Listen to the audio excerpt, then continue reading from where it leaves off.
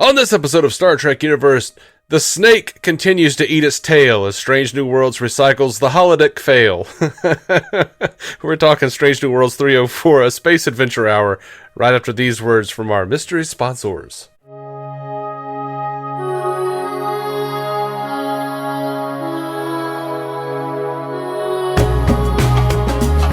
Welcome to Star Trek Universe, the podcast where you can listen in on two lifelong friends sit and chat about Star Trek. My name's Matthew Carroll. I'm David C. Robertson. Hey, Dave. Hey, man. we had to record really late last week because we had a lot going on, and this week that kind of pushed this week's episode a little later too. So I think we're gonna keep it short because we want to get back on track here. But and because I honestly just have almost nothing to say about this episode. I think this might be my least favorite episode of Strange New Worlds. It is pretty up there for me. Like, I disliked it quite heavily. Like, it feels like nothing. It's not even like bad. It feels like nothing to me. And I really hate coming on here and just shit talking Star Trek. I fucking love Star Trek. Yeah. And like, there's just nothing here. It's a mystery story where the mystery is given such little bones that there's no way to figure it out or really even think through it. It's a twist ending that comes out of nowhere, and there's really no way to like sort of work your way to. You know what I mean? Mm-hmm. It's a fan service holodeck episode that is, in my opinion, completely meaningless. It's not like even, I mean, it's kind of, it's telling us like they basically, it'd be one thing if it was like the guy who invented the holodeck or them like coming up with some piece of the holodeck that like made it work or something like that, which I guess it kind of is, but it's just about the power levels the holodeck draws. But also in Discover, we were told that they ripped out everything in the Enterprise that would allow for any holograms to be on the Enterprise, and they were like, a hologram will never be on the Enterprise ever again. That's true. Well, I think they you know, Temporal Wars, yeah. Yeah, talking about, well, you can say it's talking about the hologram communications arrays or whatever. Yeah. This is the holodeck, which is different, but it also, again, I mean, I guess this episode sort of further confirms his decision was correct. Like, they're not ready for holograms, apparently. Yeah, and I don't know, they're like, oh, we'll call it the Recreation Center, like they did on the Rec Room, or whatever they did on the animated series. Like, or holodeck for short. I don't know how that's short, but whatever. Yeah, she says the Recreation Room, and then he says, no, that's holodeck for short. And it's like, that's not short, like you said. Yeah. And Recreation Room is, I don't know. I mean, that's what they called it on the animated series. That's why they said that. That's the only reason they said that. Right. Which is fine, except it's not. They've gone beyond the point of playfully jabbing the original series, and now they're just making fun of the original series. Yeah, I agree. I agree that opening scene is almost offensive. Now, what I did like about this, though, it is offensive, but what I did like is Paul Wesley did a really good Kirk. Yes, I agree. A really good original series Kirk, but then also during the the murder mystery segment did a really good William Shatner, and there is the difference. Oh yeah, I see that. Yeah. That's fun. And I'm assuming that it was supposed to be Gene Roddenberry, some version of Gene Roddenberry that Pike was playing, and then some version of Lucille Ball. Absolutely, which absolutely 100%. Yeah, I love that. I think it's very cool. All of that is very cool, and it's like, it's just, this is the most meta episode with almost no content actually in the episode. Yeah. Like, it's a bunch of references to things that, like, if you don't know Star Trek, you don't care about the holodeck. If you don't know the behind the scenes of Star Trek, you don't really care about these like characters that they're parodying. It is, oh man, it is, like you said it in the intro, it's the snake eating its own tail to the point that like I'm not interested at all. This is my least favorite Strange New Worlds episode. The snake has done eat its tail so much that it's licking its motherfucking jawline, man. Yeah. Like, it's awful. I dislike this more than any Discovery episode. Ow. I think that this show has had like more meat on the bones in every episode, more things to struggle with, more things for the characters to do. For the most part, more characters, more exploration of more characters and how they interact. Like I think this show has been better about that. But like there was never, I can't think of a Discovery episode that meant this little. It was kind of mind-boggling how little it meant, honestly. Yeah. And even like if it had been just a cool mystery episode, I love an escape room. And so I got into this, like I was like, okay, it's the murder mystery episode. There have been shows that have done this really well. What are you going to give me? Give me cool murder mystery. Nothing. No analysis of the murder. No, like, they talked about the motives of the characters just because they wanted to talk about the characters who were representations of real life people. That's all this was. And I was just like, what are they doing? Like, it's understandable to be meta and throw little Easter eggs in for the fans. Like Lucille Ball, that was really fun. Like, Rebecca Romaine playing Lucille Ball. Like, that's a neat idea. But like, what the hell are you doing with this, like having nothing in the episode to support it? No, like, and the only kind of neat idea was the fact that Spock was a hologram, but that is such a terrible twist because you did nothing to set it up. And I knew they were going to do it too. Oh, I knew really? it the whole time. I was sitting there going like, yeah, that's not a real Spock. I'm sitting there going like, oh, this is because she figured out enough that the program is going to try to, up the ante. They did the same thing in Next Generation when they were like, create an adversary smart enough to defeat Data. And they, that was the wrong way to word it because it turned the whole fucking holodeck sentient. Right. Well, I guess I watched this one twice because the second time on double speed because I watched it when it first came out and then we took a couple days to get to it and I was like, I feel like I need to rewatch it because it felt like nothing to me. Surely there was something there to grab onto. I watched the second time. No, there wasn't. But I will say the one thing they did do to set it up is that she was wearing a monitor on herself during their dance scene at the beginning that was supposed to be tracking her like life and emotions and like things like that to like understand her better. Yeah. Which, I mean, I guess that's the real thing. The meat of this episode is she realized she likes Spock and Spock likes her, and now they're together. Which you can call it the meat, yeah. Yeah. I don't even want to talk about this. Like, I've been not wanting to podcast about it because I'm just so annoyed by this episode. Yeah. And it was directed by Jonathan Frakes. Oh, really? Absolutely. It was like total waste of a Jonathan Frakes, in my opinion. I agree completely. I think I see why he would want to do it. Like, I see why he'd be like, it's history of Star Trek. Yeah, he's such a like storied Star Trek director and celebrity, and like I see why him reading and knowing these people from all the con circuits and stuff, like he would want to do this episode. But like, it's a failure. Like, I find this could be a complete failure. And I'm sorry. Like, I have not felt less like sitting down to podcast about something than this episode, I think. I'm so annoyed by it. I felt the same way, but, part of that was, I was so frustrated with it that I said something on threads about, like, how I felt like this season has really taken a nosedive in quality, and I just got a bunch of people like, don't state your opinion as fact, and they're just mad. And I'm like, fuck you. Like, I shouldn't have to, in college, I took writing courses. And, one of those big rules they taught you is like, this is your opinion. That's clear. You don't have to write in my opinion or I think. Yeah, it's threads. It's not a piece of journalism. Yeah. It's threads. It's a microblog. What are you talking about? Everything you say is your opinion on there unless you are a citizen journalist or whatever. Like, this is just, that's your opinion. But also, I was just like, so I've already been kind of inundated with some aggravating fandom today. But, I was also like, man, I'm just going to be like, I hate this. I hate the way that they made fun of TOS and Matt's not going to agree with me. I don't know if I can handle that today. Oh, no. They completely made fun of TOS. Like, I'm not offended because I don't get offended, but it was just terrible. It wasn't like they could have done that lovingly and still been funny. They could have done a loving send up of Star Trek where it's like there are things that are funny about Star Trek. Absolutely.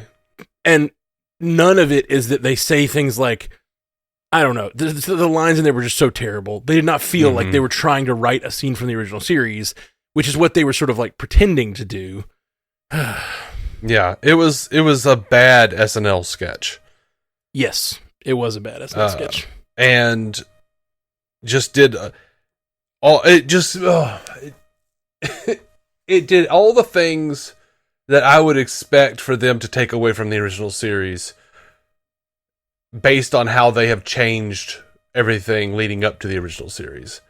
Like, oh, this is what you think of the original series, for real. Oh, yeah. I see that. As a person like yourself who feels like they should not be changing so much, they should be leaving the technology in place, and they shouldn't be trying so hard to update all the relationships and the whatever. Like, you see a reason for them to maintain. Even you've talked in the past about how they could have even like a backlash to feminism that could like cause them to have to be struggling for female captains and stuff. Like, yeah, that would line up more with the original series.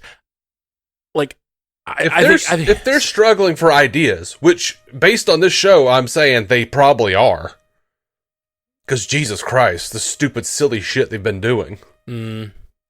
Like, there's a ton of like interesting dynamic. Like, we as a society in America, we are experiencing a situation where we are walking back women's rights. Yeah. Star Trek is supposed to be a mirror for today, and they're just not doing it. They're making fucking stupid, funny episodes that aren't even really funny. Sorry, that's my little rant. Yeah, no, I'm with you. I found this not funny. I found it not clever. I found the mystery to be really empty. So, I don't even really want to talk about it anymore. Like, cool. Did Stu write in? Yeah, we had a couple people write in. Oh, wow. Yeah. I'm scared.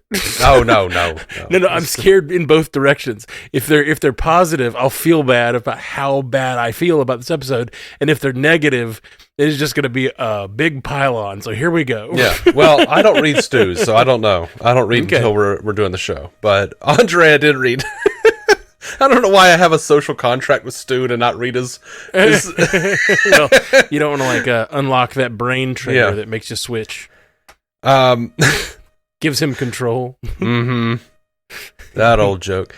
Andre Sparks says, "Hey guys, I really liked that episode. It was funny and interesting." That is the Space Adventure Hour. It was funny and interesting. I loved seeing Kirk back playing OG Kirk. Basically, I couldn't stop laughing. That I as stated in my opinion, like that was the best part of the episode for me, was watching Paul Wesley do both OG Kirk and William Shatner. Yeah, and I think cool. He did a really good job with that. Andre says, "I loved how we got to see what was going on in the real world and how the holodeck prototype affected the ship. In the end, it explains why we don't see it again for a while. I like the footnote of needing its own server and power supply because that comes up a lot on TNG, mostly being a helpful extra source of power in case of emergency. Lastly, Spock getting all the ladies on the ship. Mind blown. Wonder how that will play out. Hope we get more Kirk next week. Glad you guys are back. P.S. I really liked the Starfleet Academy trailer." Dude, I love Andre Sparks. Yeah, Andre is a real one, and he loves the stuff even when I hate it, and it always makes me view the things where like, okay, maybe I'm being too hard on this. Maybe I could take a step back, because he's right about the Kirk stuff. The Kirk, and you had already said it. Like, the Kirk stuff is great, and the him playing Shatner. I hadn't thought about that, but you're totally right. Like, that his Shatner is different and spot on. Like, that's really funny.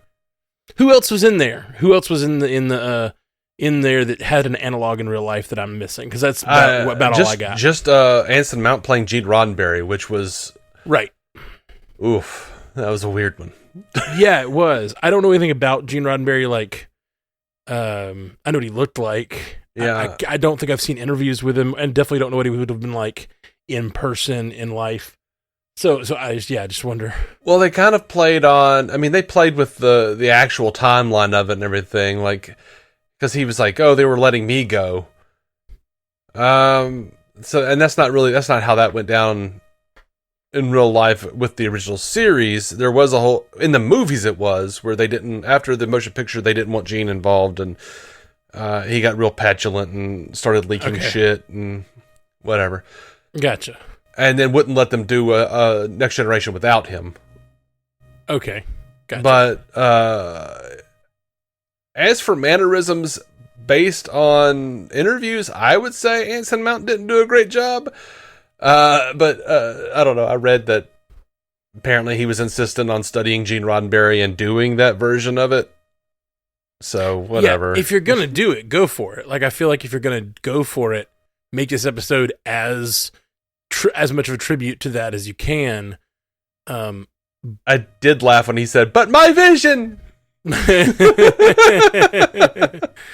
Yeah. In general, the idea is there. Like, if it had worked on any of the levels, I feel like I would have liked it. If the mystery had been cool, I would have liked it.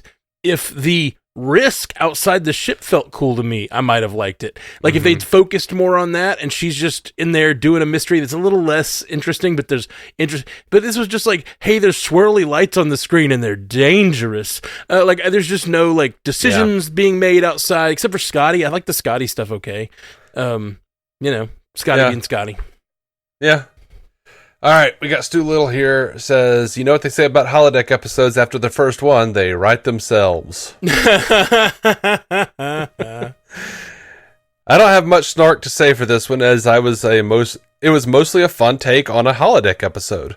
Though I think the climax of the mystery could have been, quote-unquote, bigger and less rushed, given whodunits usually have scenes with all the suspects together as the detective runs down into explanation. There's also the fact that a holodeck episode in 2025 has a whole other connotation, as the premise is now the logical conclusion of AI generated content. And you would think a writer might want to get into that more given the threat it poses to their own job, but we just get the usual technical difficulty being a problem rather than the idea of the creative limitations of the technology and the moral implications. Let me pause right there. I love that, Stu. That's a great idea. And this episode is perfectly set up for it. And that could have been the end of the episode where they're deciding what they're going to do with the holodeck. They could have been like, we are not ready for AI generated ones. We need to keep writers writing these and like return it to like the holonovels. Like holonovels are important. We can't just let the AI run wild. You know what I mean? Like, just go for it. And there's that holding up a mirror to our society thing I was talking about. Exactly. That Star Trek used to do. Also, they just had an AI try to destroy the Federation 3 years ago. Like, so yeah, keep it on separate servers or whatever. Like, Yep. Stu continues. They don't even consider the idea that it was wrong to use people's likenesses without their permission. Yep. Which has always been a weird Star Trek thing. Oh, well, I feel like, no, I don't think so. I feel like they did that very, like the Barkley episode, right, where he goes in and he's got the crew. They used it to talk about it. They were like, "This is not cool. Bit. Like this is weird and creepy and not cool." Like I think that in the past when a crew member has used other crew members, it has been a creepy thing.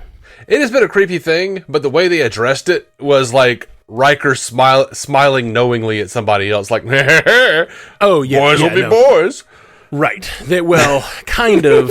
Barkley gets a lot of crap because I feel like Riker might do the same thing, but he'd be like, hey, look what I did. And Barkley, because he's kind of like a weird geeky guy, like he's like, oh, that's creepy when he does it. He doesn't have a wry smile.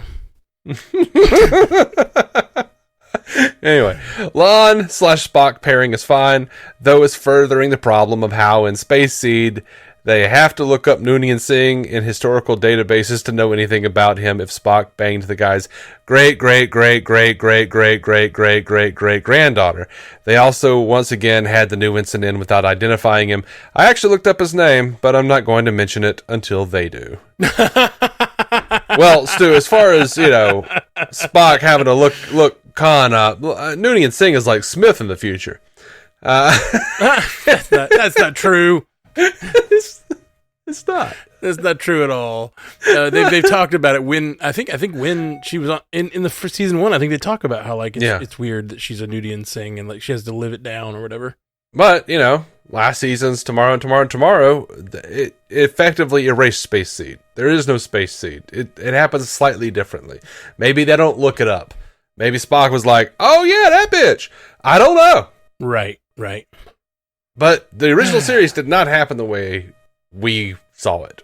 According in relation to this, anyway, it just can't. Like I was wondering how in Space Seed that happened because it's been so long. But like, I was wondering if Spock was the one to be like, the Nudian Singh was like maybe he like had the information because of this relationship, or maybe Spock is so private at times. Yeah, Nimoy's Spock is so private at times. This dude on this show, he tells everybody everything. But like Nimoy's Spock, like you go 30 years and all of a sudden is like, I have a brother. What? Yeah. So he might just be like, oh yeah, we looked his face up. I never saw his face. I just fucked his granddaughter. I didn't know, but yeah, that's him. That's crazy. He was the guy. Yeah. So I looked him up. We've confirmed it. Kirk is not going to like stop and be like, Spock, did you ever have intercourse with his great granddaughter? Of course I did, Captain. But we're still only a few hundred years removed from the eugenics wars. Like, and he was the main guy in that. I guess it just seems like that would be a thing everyone would know. Yeah, I don't know. We're not nearly that far away from slavery, but we don't. You go on, like they have those ancestor shows or whatever, where they're like going back. They're like, oh yeah, like 4 generations ago, your people owned slaves, and they're like, no. Well, sure, yeah. So it's like you're not gonna know everything. No, of course not. But a lot of times you like if someone's name is rare, like Nudian Singh, like, you might go, any relation? If someone came and met me today and said their name was John Hitler, I'd go, just a quick question. Yes on Hitler, but, apparently Khan was, like, the best of the dictators. Like, he treated his people really well, supposedly, according to Space Seed. So, like, maybe it's not like that egregious. It's just like, oh yeah, there was that one guy who just disappeared. We don't know what happened to him. Ah, okay. I thought they were banished or whatever. I don't remember. I have to go back and rewatch all this stuff. I thought that they were banished after they, like, tried to take over the world or whatever. No, I mean, well, it was the eugenics wars, which Star Trek has retconned into World War III, when originally in the canon it was 2 separate things. Mm-hmm. But it was basically mankind versus the augments. Mm-hmm. And the writing was on the wall, as I remember it, the writing was on the wall that humanity was going to be the winner of this instead of the augments. And Khan and his people got in a sleeper ship, and flew into outer space. Gotcha. And cryogenically frozen until a new day. Okay. Yeah. For some reason, I thought it was them getting shipped off that way, but yeah, that's cool. Okay. Okay, let's get back to Stu's feedback. Sorry. That was it. Oh, that was it. Okay. Thanks, Stu. Yeah, he didn't have a lot to say about this one either. Yeah, that's the thing. I didn't mean to get on here and be so negative. I did. I feel negatively, but I also just felt like there's just nothing to talk about here. It just feels so empty to me. Yeah, and I'm aggravated that, of course, the holodeck malfunctions in exactly the same way that it always fucking malfunctions on the show. Right. Where it's like, oh, well, safety protocols are off. Let's get out of here. Oh, it's just gonna keep playing. You have to keep playing the thing to be able to exit. Like, yeah. It just seems like you could write a different kind of story in the holodeck. There just seems like there could be and that's I think in general with Strange New Worlds, like what disappoints me. The episodes I really love are the ones that write new interesting Star Trek episodes, and the ones that I find are meaningless are the ones that are recapping old Star Trek episodes. I would be much kinder towards this episode if we did have 26 or 24 episodes, but we don't. We have 10 episodes. Right. Yep, I agree. I think about a show like The Orville, which I've talked about a lot. Yes. It does this, where it does an old Star Trek episode almost exactly. Mm-hmm. But then they always do something different with it. They always put a twist on it. They always make the stakes a little higher. They allow for things that Star Trek didn't allow for. And that's what makes it interesting. It's like it can be the exact same idea, but then you're like, oh, but we're not going to steer away from this thing that Star Trek kind of avoided. We're going to like steer directly into the controversy or the interesting thing about that reflects our world today. Like, that's what I like about the Orville. There are definitely crappy episodes of the Orville too. But like, for the most part, that's the goal of the show. And I think that should be the goal of this show. If you're going to do an episode that is very similar to an old Star Trek episode, think about where they didn't go and go there. Like, don't just keep doing the same thing. Yeah. Frakes! Oh, Frakes. Yeah, I am not in sync with the producers of this show, the writers and producers of this show. I feel like they are squandering what little time they may have left with this universe and these characters. Because I'm like, God, there are so many great things they could be saying in this day and age. Mm-hmm. And they're just making silly bullshit. Yeah. And it's one thing when it's Lower Decks, and that's their intention, but Lower Decks was still, like, having good points to their shows. Like, yeah, I agree. Somehow it was more in tune with the themes of Star Trek than this is sometimes. This is just the silly jokes. And, like, I don't know, man. Why? Why has it got to be that way? Well, the great thing about Lower Decks is, like, they were also holding up. They were making fun of Star Trek, but the characters themselves were fans of Star Trek. They were fans of. They were obsessed with these people from the past and who did all these great things. They were obsessed with previous Star Trek officers, and they kind of showed us that through a lens of fandom, making fun of us and how we react to certain things in fandom or in the universe. I mean, and but also held up a mirror to our society as well and what things that we were going through. And I feel like Strange New Worlds said, "Oh, they're doing silly stuff," and kind of missed the point. You predicted that last season that you were worried that Strange New Worlds would take from Lower Decks, and I think you're not wrong. You're not wrong. Like I at the time was like, no, I love what Strange New Worlds is doing, and I did, and I fear you were prescient, sir. Your comments were prescient. I mean, that's usually what happens, you know. You look at Led Zeppelin, great band. They gave birth to hair metal. Can't completely forgive them for that. Oh man, people take the worst parts of a thing and run with it. I'm looking at. Oh man, dang! I was looking at the writers of this episode, like who wrote it, because like I said, Frakes directed it. And the first writer, Dana Horgan, has written on his top 4 are Supergirl and Once Upon a Time. Which, that should tell you enough. Totally. But then I looked up Catherine Lynn, who has written. Oh, never mind.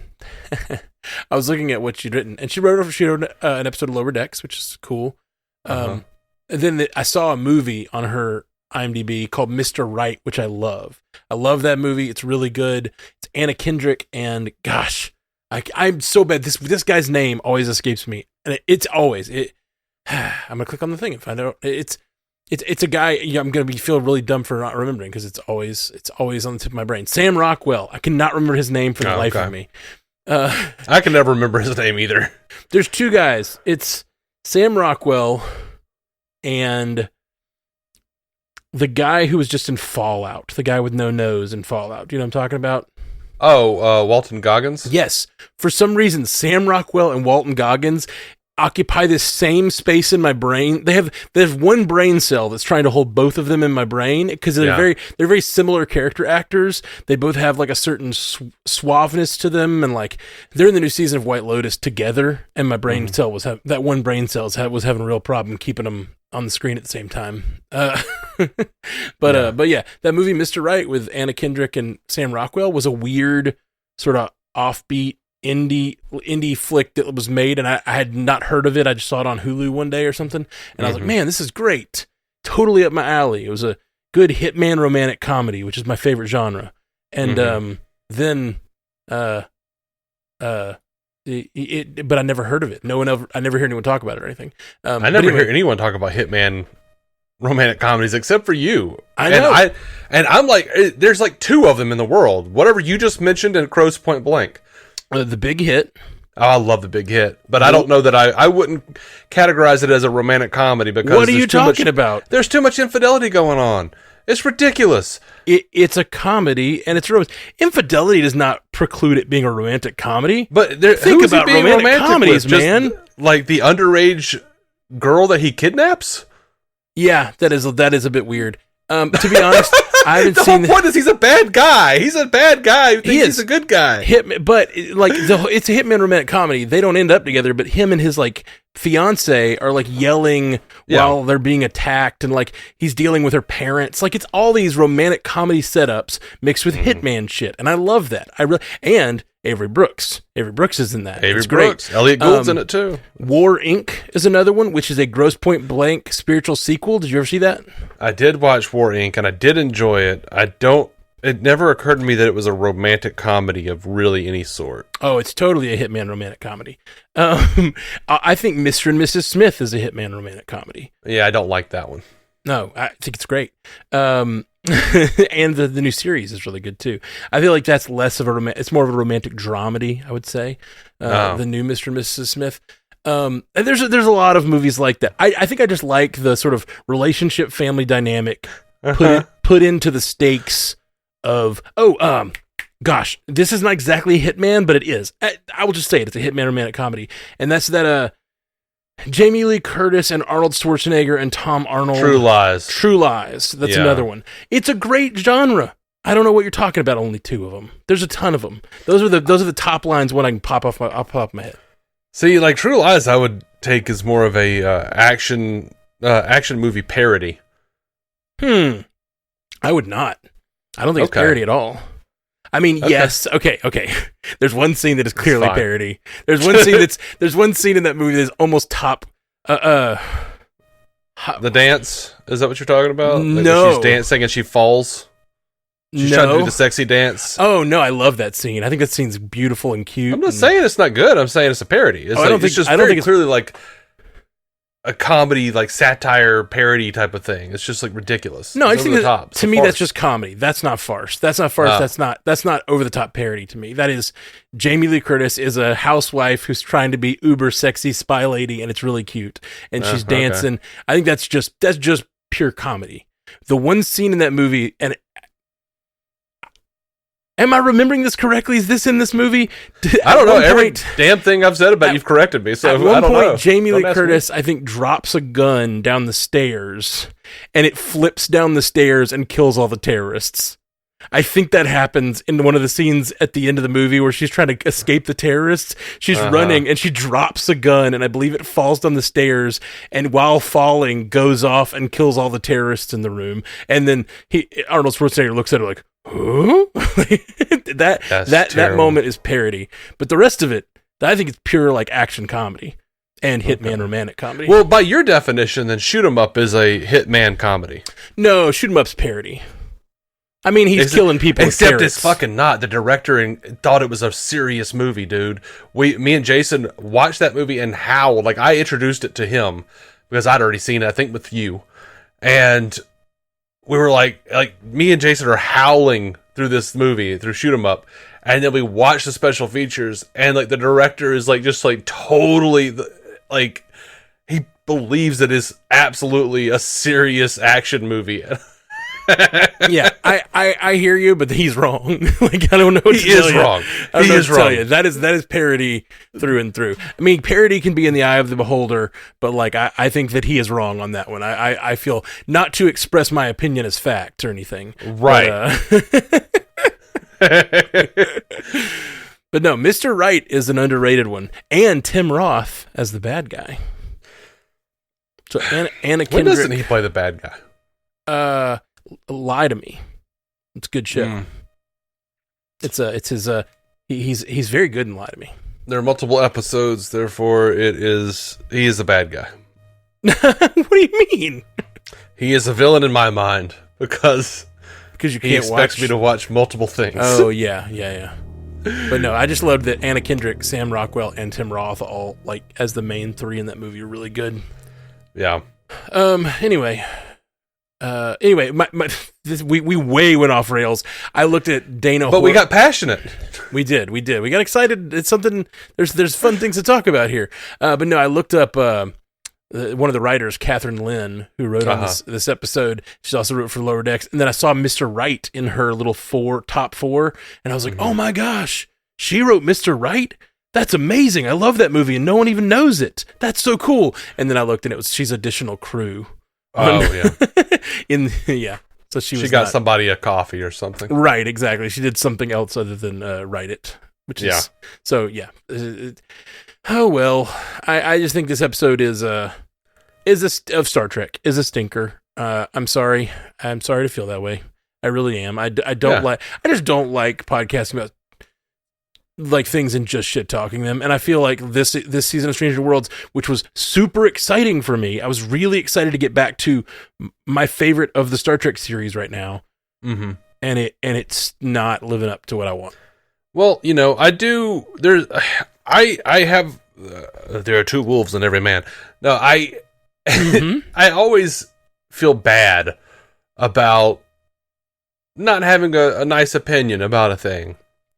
But, just like how I didn't have a nice opinion about a thing, and a bunch of people tried to bully me into being quiet about it, I'm like, fuck you.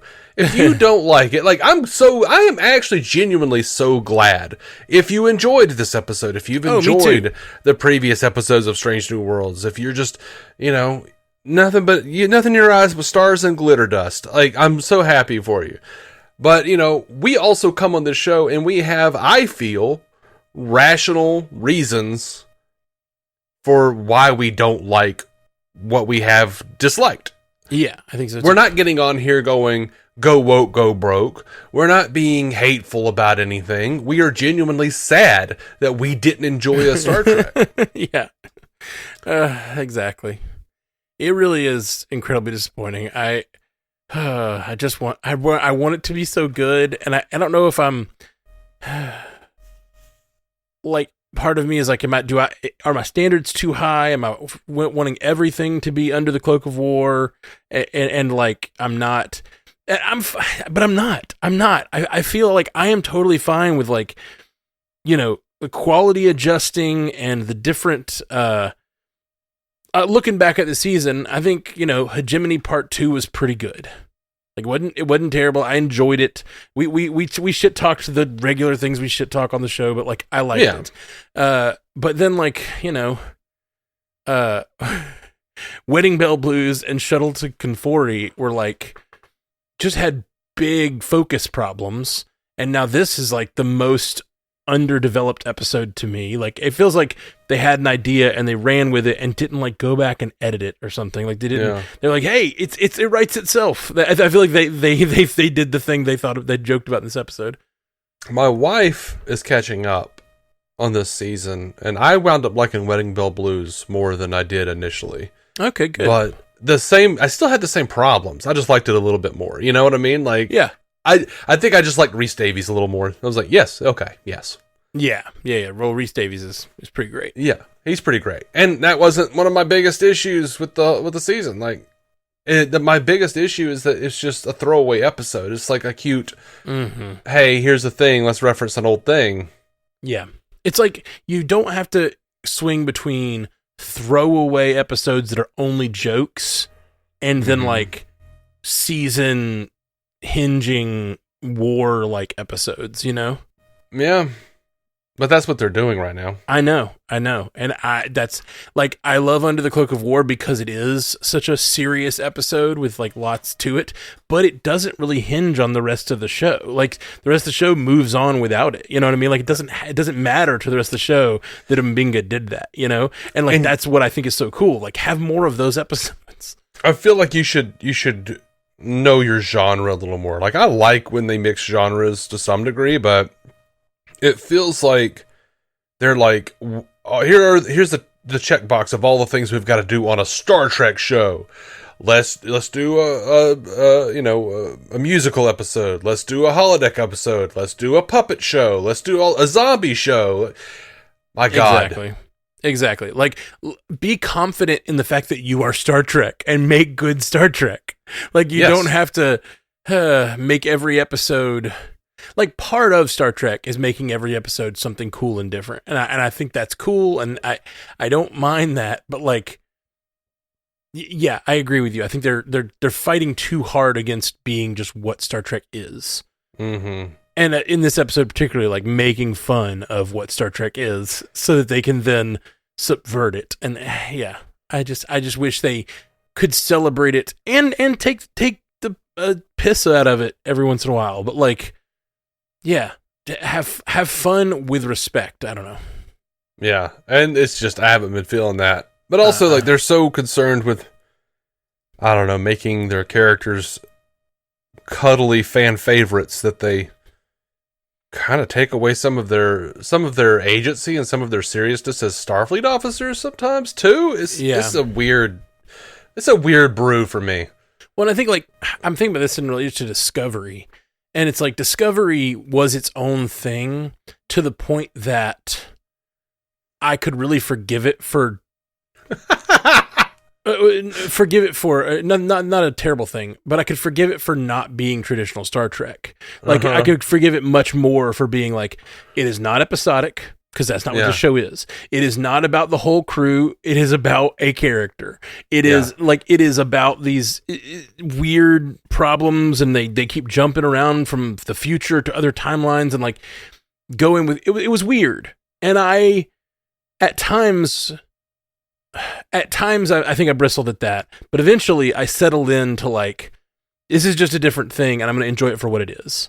This show, because it's so connected to the original series, and it is the week-to-week anthologistic, like, ship-based show that is like has a captain and a crew, and literally the same crew from the original series, like, it's really hard for me to separate and not constantly go back to compare. Because as much as we did some of this during Discovery, like, I don't remember feeling so like, this just doesn't feel like they're trying to do Star Trek. You know, like, I think maybe I felt that at the beginning of Discovery, but then I quickly was like, oh no, they're just in choosing to do something different in the Star Trek universe, and I'm more okay with that than being like, this is your week to week Star Trek show that is happening on the Enterprise, and we're just going to make silly shit every week. Okay, so my issues with Discovery, like, I give Discovery so much of a pass because, like, after their first season, they lost their showrunner. Well, before their first season started, they lost their showrunner. Yeah, got a new showrunner. At the end of the first season, they lost their second showrunner. And then at the end of the second season, they lost another showrunner because all these people were doing fucked up shit or having, they're either being abusive to staff or they were, creative differences. So, like, it took them a few seasons to get what they were doing, but then they, like, jumped the crew into the far-flung future, and they specifically said it was to get away from canon. Yeah. And they weren't expecting Strange New Worlds or Pike and all that to be such a big deal and a fan favorite thing. So they launched them into the future to get away from canon and then start a show right where they left off in the same century. Like, right. That doesn't make any sense. Like, you were trying to get away from canon with your prequel. Well, that's Disco's choice, but then we liked it so much, and we were on board, and I still am. I still want I like the first two seasons of the show, and I want this season to get better. Maybe it will, but I'm getting nervous because we're 4 episodes in. I like one of them okay. Yeah, I like all of them okay, except for this one. Mm-hmm. And then I think I like Hegemony part 2, but then we've still got the freaking coming soon 4.5 Vulcans. And I'm like, that's another one that I think I cannot imagine, based on the one scene they've released, that I'm going to have anything to say positive about that episode. I'm going to be so annoyed the whole time that the canon feels so broken by that episode. Yeah. But maybe there's some line that makes it make sense. I'm just hopeful that they'll do something. I'm telling you, the only thing that makes anything make sense is tomorrow, and tomorrow. There is no canon anymore. Sure. It's all madness. Yeah, it's but all that's not true, because yes, there's no canon, but that doesn't mean Vulcans don't work like Vulcans work. Sure it does. It doesn't. Some bullshit in the temporal war happened, and now Vulcans don't work like Vulcans work. Maybe in the future episode they'll go back, and in between temporal war faction will go and do another thing, and Vulcans will work the same way they used to work. But yeah, no, I don't buy that. There are ways you can mess with the timeline and fudge things around, and the show is playing with that directly. They've done tomorrow. That's the one where she goes back with Khan, right? Yeah. Then there's also the episode that believes the end of first season where Pike jumps forward in time and deals with that week forward in time or whatever. I think that happened before tomorrow. Yeah. The Balance of Terror episode. Maybe it was the finale. I don't remember. It was the finale. It was the finale of season 1. Oh, was it? I believe so. Yeah, then it was before. I believe so. So that is also playing with this idea that not necessarily that the timeline has changed, but we have the ability to change it. And Pike is making that choice. So, like, I'm okay with these little timeline changes, but it is a very different thing to say that Vulcans don't need the Kolinar to become emotionless. Yeah. Or that it's just, we're Vulcans now, so now we're emotionless. That doesn't make any sense. Yeah, it doesn't make any sense. Vulcans go through tons of training before even the Kolinar. The Kolinar purges all emotions. Yeah, well, that's what I mean. I'm just talking about the practice of purging your emotions that they go through for years of study that culminates in the Kolinar. Yeah. Like I'm just saying, like, that is not what they're doing here, and it annoys me that that's not what they're doing. Anyway, let's get out of here. We've talked way longer than I intended to. How you doing? Yeah. That's what we do. That's what we do, and I had fun, but I did not have fun with this particular episode. We will be back soon, guys. We'll continue covering this show, and I'm really hopeful that in the next couple weeks we'll get some bangers because it's time. Through the Lens of Time is the name of next week's episode, and I love a good time travel thing. So we'll see what happens there. Jolan True. If you can, live long and prosper. Thank you for listening to the Star Trek Universe Podcast, a Stranded Panda production. If you'd like to hear more from David C. Robertson, check out the DC On Screen podcast or maladjusted.tv for his web videos.